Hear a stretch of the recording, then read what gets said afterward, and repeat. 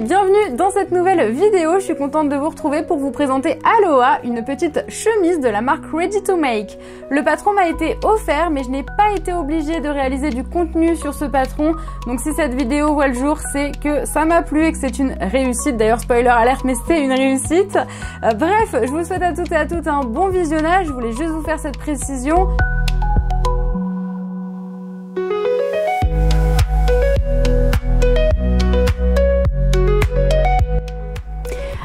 C'est donc une chemise disponible au niveau intermédiaire. Il y a quand même plusieurs techniques à savoir, notamment le fait de faire des boutonnières, des poches plaquées avec finition en biais et ce qu'on appelle un col officier.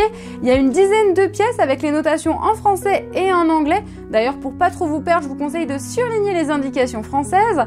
Et puis pour le tableau détail, vous pouvez vous y référer les yeux fermés. Moi, j'ai pris l'endroit le plus large, soit la poitrine, et j'ai donc pris un 42.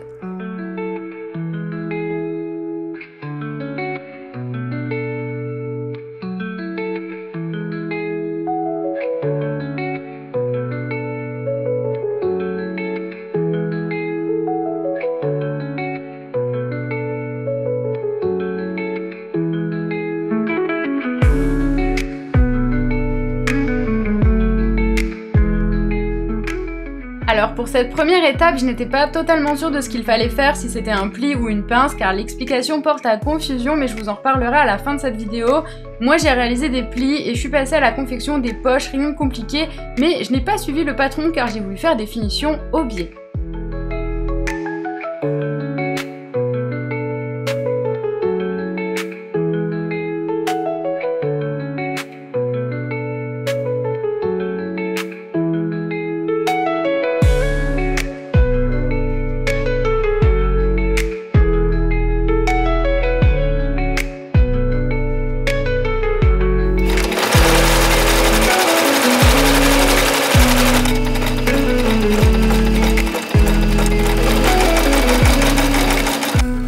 C'est la deuxième fois pour moi en couture que je réalise une patte de boutonnage. D'ailleurs, pour être sûre de ne pas me tromper, j'ai pris exemple sur une chemise achetée dans le commerce, car les explications du patron sont bien et avec des photos, mais étant donné que c'était la deuxième fois que je faisais cette technique, il m'aurait fallu un peu plus de détails, d'où le pourquoi le patron est recommandé au niveau intermédiaire.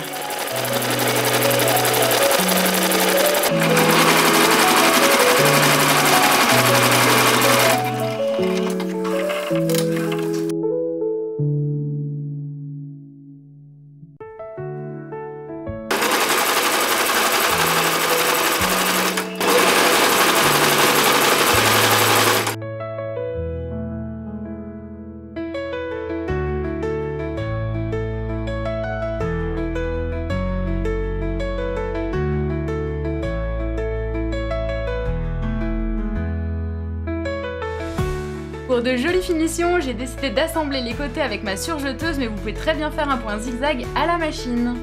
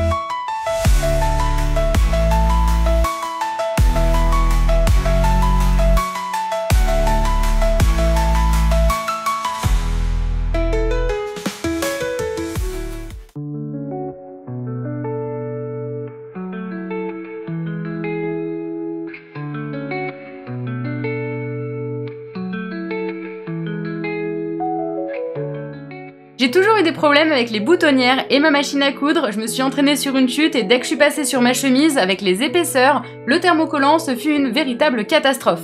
J'ai donc dû emprunter une machine à coudre mais je n'avais pas pris ma caméra, donc je vous montre ces tests et j'ai fini par coudre les boutons et c'était terminé.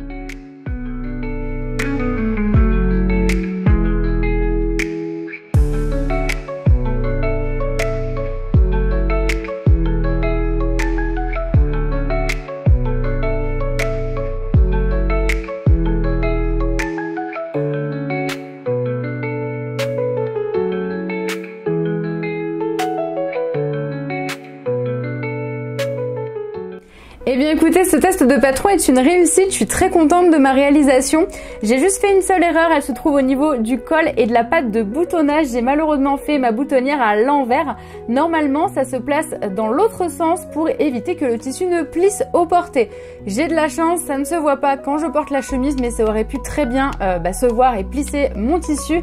Bon, j'ai vraiment de la chance, mais ne faites pas la même erreur que moi. Une finition que je ne vous ai pas montrée, c'est la surpiqûre du biais à l'intérieur du col. C'est vrai que moi, j'ai fait toutes mes finitions au biais pour avoir plus de maintien, plus de tenue, tout simplement au niveau de mon vêtement. Et aussi parce que je déteste faire des petits ourlets, je l'admets. Et en fait, le patron ne prévoit pas ces explications, c'est normal. Il n'est pas prévu pour des finitions comme ça.